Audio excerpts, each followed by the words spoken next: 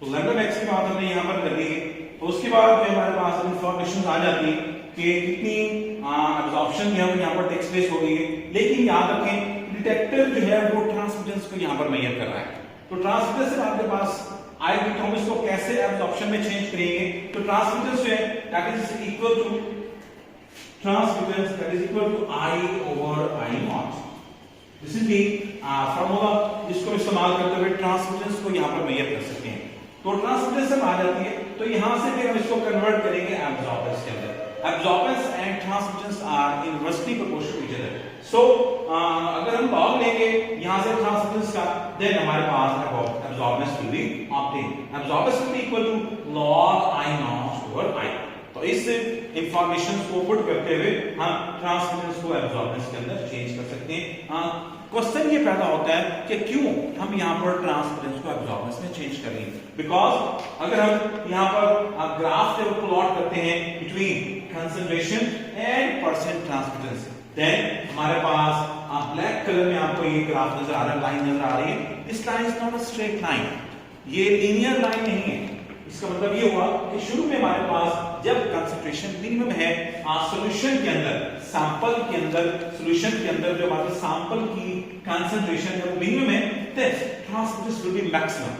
तो maximum intensity of the light will be pass through it. So after that जैसे जैसे concentration बढ़ेगी transmittance will be decrease if we have an unknown solution.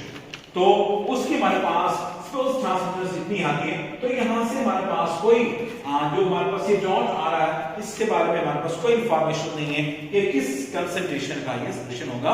So that's why it is preferred to interpret the data in the form of absorption instead of transmittance.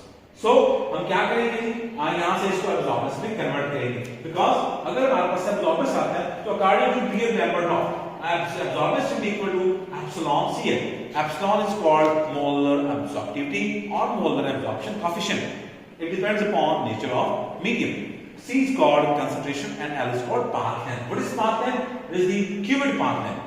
Sample जिसके अंदर हमने holder के अंदर रखा हुआ है उस क्यूबिट की पाथ लेंथ को हम L से यहां पर रिप्रेजेंट करेंगे।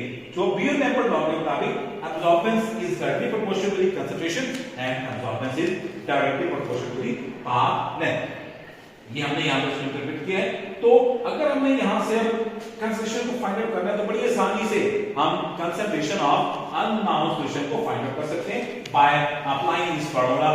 Concentration will equal to absorbance over epsilon F।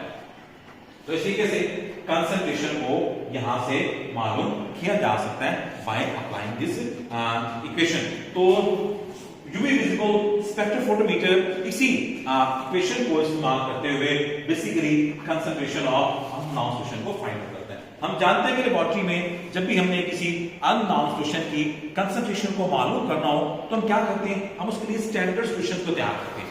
Standard solutions जो है अगर उसमें हम ग्राफ प्लॉट करते हैं तो स्ट्रेट लाइन ग्राफ आता है।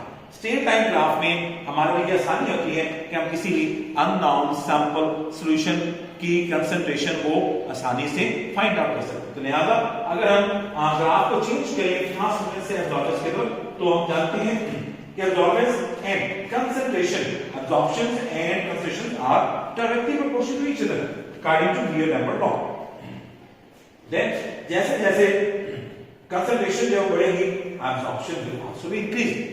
सो हमारे पास स्ट्रेट लाइन ग्राफ जब इसके अंदर ऑब्टेन होगा, स्ट्रेट लाइन ग्राफ ऑब्टेन होगा तो अब यहां से किसी भी अननोन सॉल्यूशन की कंसंट्रेशन हम मालूम कर सकते हैं by just measuring its absorption by UV visible spectrophotometer. So in this way we can easily determine the concentration of an unknown solution, which is the primary goal of this technique, UV visible spectrophotometer. Now question arises, what happens when electromagnetic radiations का UV visible part जाकर interact करते हैं molecules के साथ solutions के अंदर, then when this interaction takes place basically transitions cause करती है। ट्रांजिशन होती है, कितनी टाइप की ट्रांजिशन है जो कि पॉसिबल है। तो टाइप्स ऑफ ट्रांजिशन पे हम इस बात को डिस्कस करेंगे। तो हमारे पास डिफरेंट टाइप की ट्रांजिशन पॉसिबल है, sigma to sigma star, pi to pi star, n to pi star, n to sigma star etcetera. तो लेट अस कंसीडर हमारे पास सैचुरेटेड सिस्टम है, carbon to carbon single bond है, single bond is called sigma bond. Sigma bond एक strong bond है, तो इसमें हमें हाई एनर्जी चाहिए सिग्मा से सिग्मा स्टार तक इलेक्ट्रॉन को ट्रांसफर करने के लिए। So in this case transition require high energy. While अगर हमारे पास कोई अनसैचुरेटेड सिस्टम है तो कम एनर्जी पर वो ट्रांजिशन कॉज करेगा।